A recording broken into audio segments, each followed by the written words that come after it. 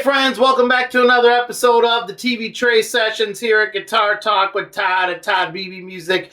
Today we are sending out a salute to the late great samlay, the iconic blues rock drummer. As I said about Butch Trucks, this is obviously Guitar Talk with Todd, but we like to send out a salute to our favorite drummers every now and then too, and boy, Sam was one of the best. The only thing I could say about Sam is whatever it is, I didn't do it. And what I mean by that is I was around Sam a ton, and the first time I ever met him, that's exactly what he said to me. He spun around and he kind of looked at me and he's like, whatever it is, I didn't do it. And he busted out laughing, and we both did. And it's funny because every time I would run into Sam from then on, he would always say that to me.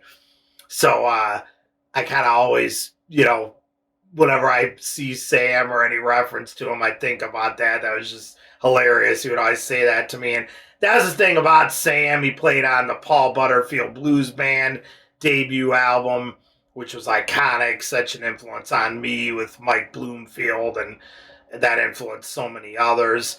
He played at Bob Dylan's infamous show when he went electric. That was Sam Lay playing the drums that night. And he also backed up, Howlin Wolf and all the great blues players here in Chicago. And, Sam was just awesome drummer, man. If anybody could lay down a blues groove, just step aside. There was none better than Sam Lay. And that Paul Butterfield album, I've told this story before. Sam would always just be around at the clubs here in town. That was the great thing about him. You'd see him like on stage at some ceremony or something, and they're talking about when Dylan went electric, and it was this big thing, and like he was a star, and then the next night you just run into him down at the club somewhere in Chicago. But that's the cool thing about Sam. There was never any ego or star thing. He was like that. He was just one of the musicians, always out there keeping it real. And that Paul Butterfield band album, he knew I loved that. I was always drilling him about it.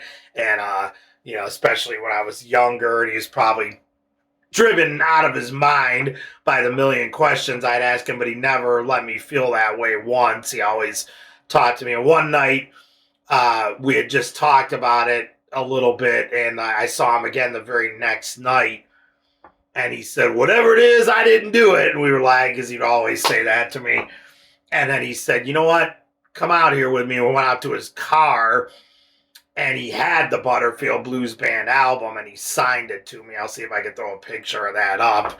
And, man, what a treasure to have, because he knew I loved that so much. And I would always ask him about Howlin Wolf and playing with those guys. And, he had films of all those guys. He was like what you'd call a blues historian. He loved documenting that stuff, as do I, obviously. And, we bonded big time over that because he always liked anybody that was into that type of thing, documenting stuff and keeping history alive and well and spreading the word about it. So him and I would talk all the time, and he always had this spark in his eye like it was the first time he'd ever talked about it, even though I know that a lot of that stuff I asked him about a million times. So if you throw everybody else in too, you're thinking he's got to be sick of talking about this, but he never came off that way. We were kindred spirits in that sense. And boy, I sure do miss Sam.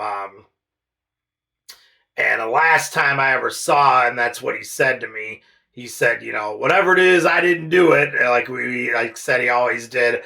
And then it's always weird when stuff like that happens, because the last thing he said, we talked about what I was just saying. Like, keep doing what you do, man. Keep playing your music. Keep the history alive. Keep it going, man. We need people. You got to get somebody else from the generation after you even to get that love going for it, and then they'll keep it going. And he felt that way about it coming down to people like me. And like I said, it's kind of weird when when someone passes away and you look back at that moment, because it's like, wow, like that was the last thing we talked about. And and now Sam's gone, you know. So, but I definitely will keep the blues alive and you alive, Sam. Don't worry about that. And I will definitely keep doing what I'm doing. And man, so much love and respect for you, Sam. So send one out to the man, the late great Sam Lay, my friend. Sam will never forget you, man. And you were the man. Thank you so much for the music and the knowledge. So thank you so much, everyone, for checking in today. Please hit that subscribe button in the lower right-hand corner. Find me on Facebook at Todd Beebe Music, and put on something that Sam Lay played on today and every day, and remember the man and never forget him. Thank you all so much. We will see you all again. Stay safe and love your dogs. Take care.